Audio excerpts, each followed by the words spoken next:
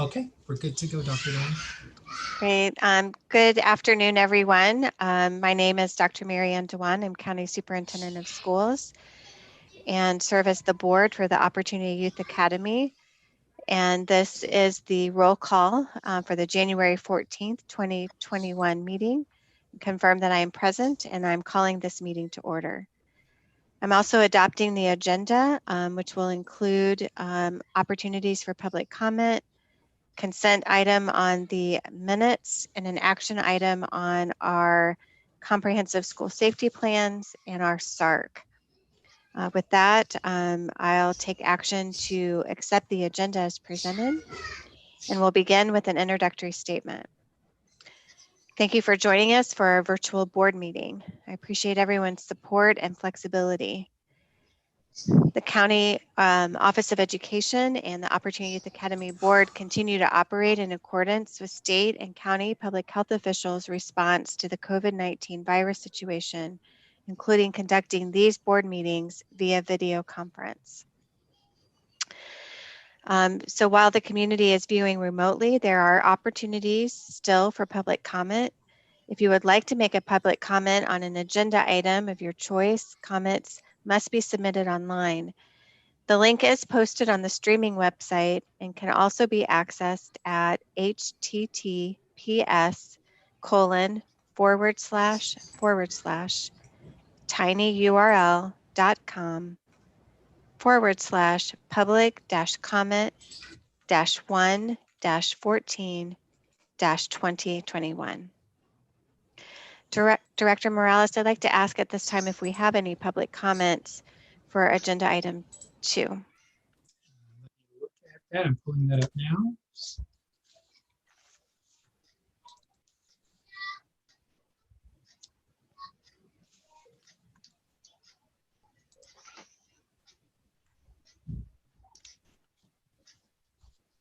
Sorry, my computer's a little slow. Okay, here we go. I have no comments at this time. All right. Thank you, Director Morales. Our next agenda item is to approve the minutes from the December 10th meeting of December 10th of 2020. And at this time, I'll take action to approve the minutes. Now we'll move on to our action items. Item 4A is the Comprehensive School Safety Plan. And as I understand it, you're seeking approval to renew the Comprehensive School Safety Plan. California law requires the Comprehensive School Safety Plan of each school to be annually evaluated and amended as needed to ensure the plan is being properly implemented. An updated file of all safety-related plans and materials is maintained by the Opportunity Youth Academy and is available for inspection by the public. The Comprehensive School Safety Plan must be reviewed and updated by March 1st of every year.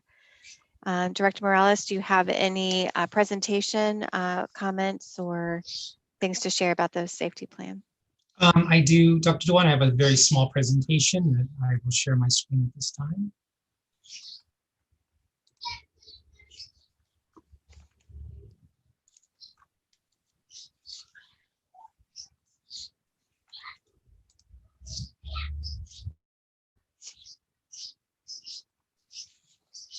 Oops. So this is our Opportunity Youth Academy Comprehensive Safety Plan for January 14th, 2021. The elements, the required elements in the Comprehensive Safety Plan are here as follows, and all the updated and revised have been done. There are, as I said, these elements that are within the plan. The plan itself is about 240 pages long. So I won't be going over all of that information in this particular presentation, but I want to just point out that all the elements in the plan have been updated or revised as needed. The plan has been reviewed, or excuse me, it's been updated. I updated as of 12/4/2020. The staff reviewed it on 12/14/2020 in a staff meeting.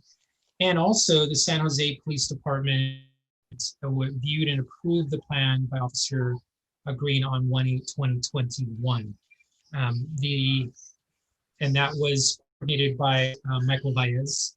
We were able to send it to Michael, and he was able to get it to the San Jose police liaison that approves and reviews the plans. There is a signature page that I didn't include in this PowerPoint, but it is on the Google Docs, the board docs with his signature on it. Updates mainly are two at this point. The emergency contact table was updated to include all of the new Michael Baez's position and also all of the information with our new sites. We had staff that did move around from site to site, so I wanted to be sure that that information was corrected.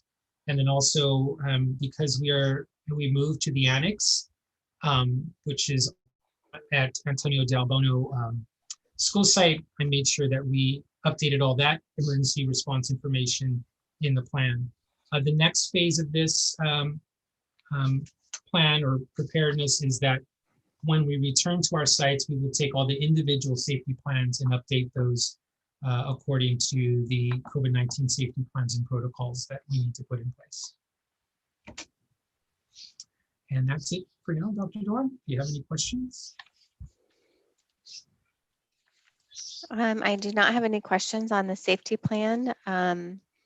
And so at this time, I assume your recommendation is approval? Yes, it is. Thank you. All right. So it's my honor to go ahead and take action to approve the Comprehensive School Safety Plan for Opportunity Youth Academy.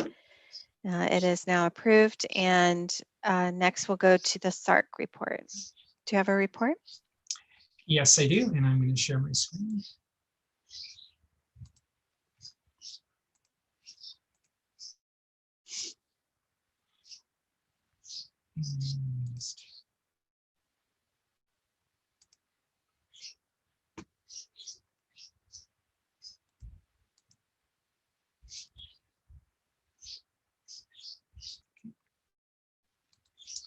So this is the Opportunity Youth Academy School Accountability Report Card, SARC, for January 14th, 2021.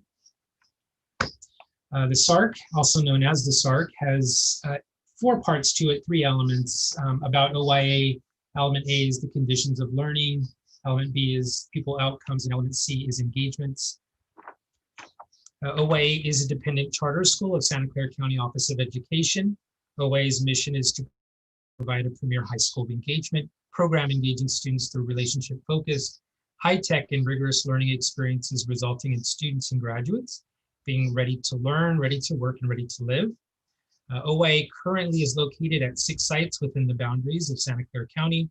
The hub, Conexión, Snell, and Washington Youth Center are located in San Jose. The OYA South County Annex is located in Gilroy at Anthony Del Bono Elementary School. And we have our one Milpitas site, which is at the Sobrado Center. Our student enrollment by grade level, as you see for 1920, is as follows. 31 students in grade 9, 57 in grade 10, 104 in grade 11, and 175 in grade 12, with a total enrollment of 367 students.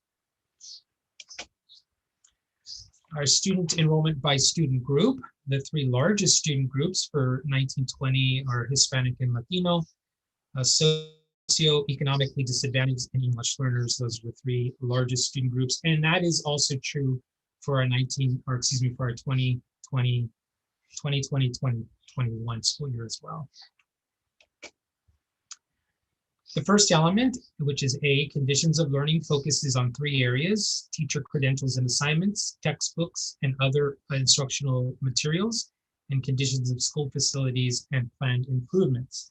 So for the 1920 school year, we had 5 teachers with full credentials, 5 teachers without full credentials, but when we have to report this, the without full credentials also includes teachers that have waivers or in credential programs, which we had 5 teachers in 1920 that did have waivers and were in credential programs. In 2021, this year, 9 of our teachers completed the credential, 4 of the teachers completed the credential program, and so they are now fully credentialed, and 1 teacher is working on in their credential program and has the waiver. And then the 1920 and 2021 school year, we had no misassigned teachers in grade level, subject area, or in student group. OA curriculum, which includes our textbook materials, is provided by SciTech, and the curriculum is updated and or revised every year if needed. SciTech informs OA teachers and administration of any changes that happens every year. And all students have access to SciTech courses and all the materials. As I mentioned, OA operates 6 sites that are located within larger facilities and office buildings. The interior and exterior of the sites are maintained according to all the appropriate guidelines and codes for safety, cleanliness, and adequacy.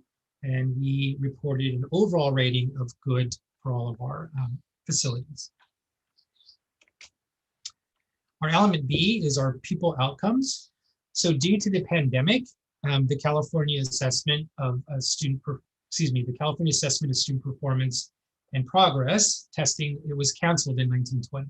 So as a result, there are really no official ELA or English Language Arts or math test results to report from 1920. However, just recently, today, in fact, Dr. Almos was sharing with us the information about the CAFS testing in 2020 and 2021, which for us will take part in April. It is a virtual assessment, and the administrative trainings potentially could be scheduled in March. We're still getting more information about that. That's also true for our LPAC, even though our LPAC scores are not reported in this ARC, but we are also preparing for the LPAC in May of 2021.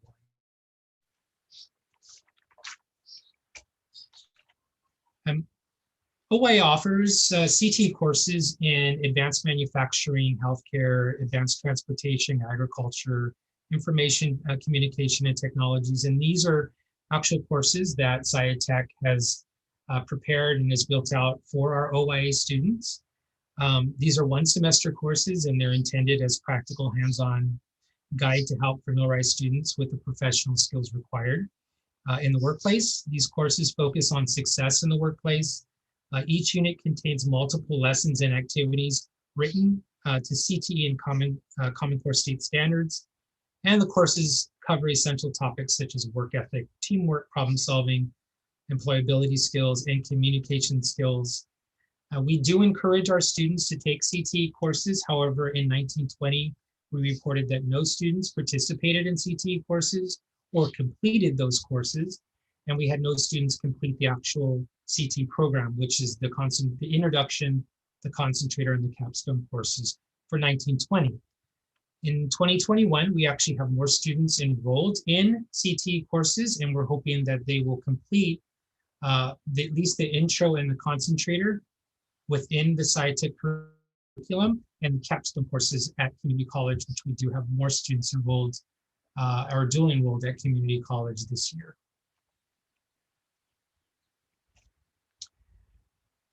Pupil engagement. So again, due to the pandemic, we had no dropout rate or graduation rate was provided for 1920.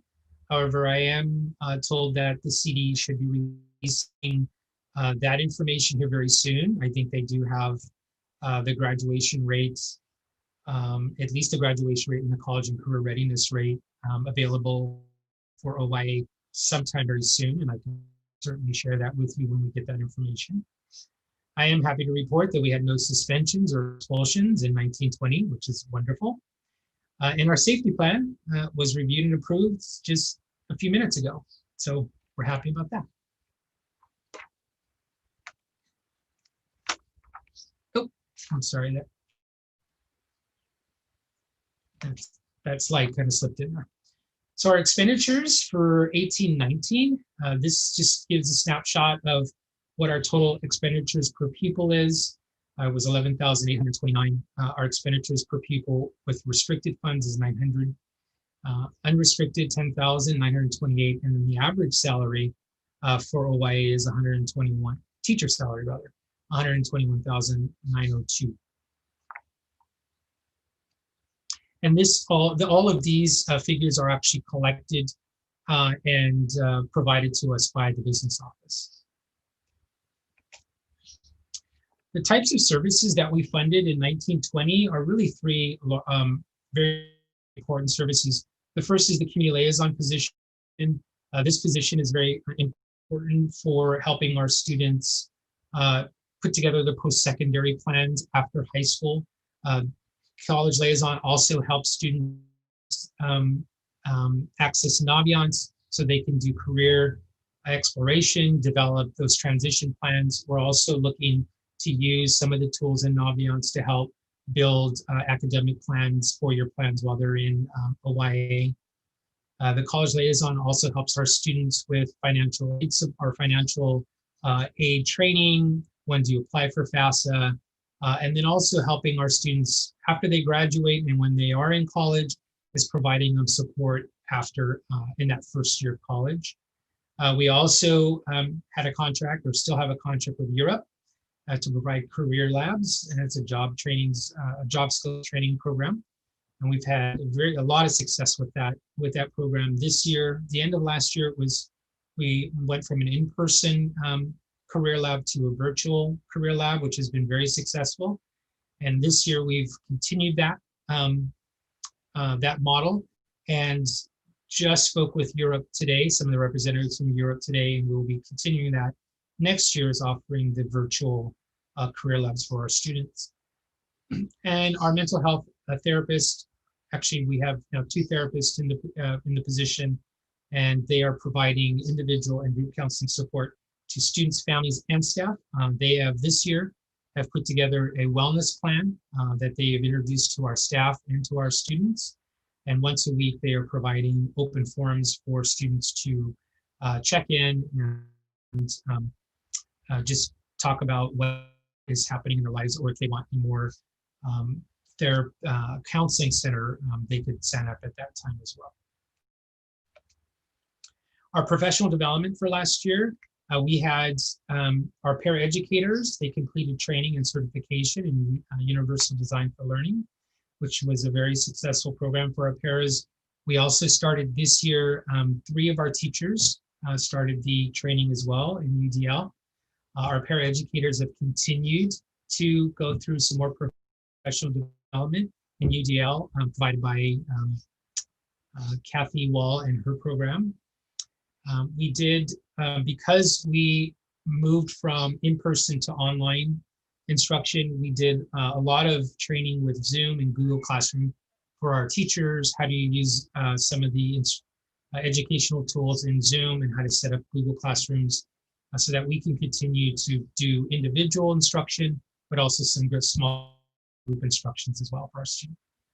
And we worked with Connected Pathway Design Institute. We've, through our contract with them, we've been able to do this Pathway Design Institute and build out, the staff has built out 2 solid pathways, including internships and shadow programs in healthcare and ICT. And so we're going to continue that work with Connected as we look to implement these 2 pathways in 21-22 school year. And that's my presentation, Dr. Dwan. If you have any questions, I'm happy to take those now. I did have a question about the work that the therapist might be doing during distance learning, how that is being implemented and how that's going. It's going great. Our two therapists, they are working. They're doing virtual meetings with students, and sometimes on the phone if that is preferred by our students. But they are meeting with the students at least once a week. Right now, I don't think they are doing any big group or small group meetings. It's all been individual at this time. Their caseloads are filled, so they have a lot of students that are interested in wanting to talk through just some of the challenges that they're facing during COVID-19. And also the therapists have been doing some great work with our staff on how do we help our students get through some of the stress and anxiety around COVID-19 and the challenges that they're facing. The therapists did schedule a training or a grief training for our staff. I think will be taking place January 29th. And that's really a result of some of the tragedy that we've had in OYA recently over the loss of some students. And after talking to our therapists and the staff, we felt that it's important for us to find ways to grieve through this, and also how do we help our students and their families grieve through this process as well. Thank you for that. One other consideration, you mentioned the OYA site at South County Annex, and then you referred to it as Antonio Del Bueno. Have you shifted our messaging to note that it's the South County Annex versus, because we don't actually use the old elementary school name, it's all been removed. Right. Yes, I do. We do refer to it as South County Annex, OYA South County Annex. And I mentioned it as in this presentation as Antonio Del Bueno, just as that is the new location versus it's off of Monterey. So we have initially let our students know that that is the move, but because we haven't opened the site yet, we haven't provided an opening date or when that is going to happen at this time. Okay. Thank you. I appreciate that. Yeah, I think all the signage referring to ADB has been removed and it's all been replaced with South County Annex. Yes. So, okay, very good. Any recommendations you'd like to make on this? I would like to make a recommendation to you to approve the school accountability report card for 2021. Great. I will be happy to take that action in just a moment. I did think of another question. I wanted to understand a bit how parents and students input might have been gathered for the SARC given the pandemic. We do it through either our school site council, where we meet and we discuss the data around the SARC, and through, again, as I said, our staff meeting, but specifically for student and parent, it is through our school site council. Okay, great. Well, at this time, I would like to congratulate the staff on getting the SARC ready set for approval today. I also want to thank everyone for their hard work during the pandemic and know that 2021, we have a bit of a foundation. We understand a bit more about COVID-19 and how to stay safe during the pandemic. And so just want to congratulate you and this team and take action to approve the SARC. Thank you, Dr. Dewan. And I think that was the last item on the agenda. So at this time, I will move to adjourn. Thank everyone for joining us today for this meeting. Our next OYA regular meeting is scheduled for April the 8th, and we look forward to seeing you all then. And we are adjourned. Thank you, Dr. Dewan.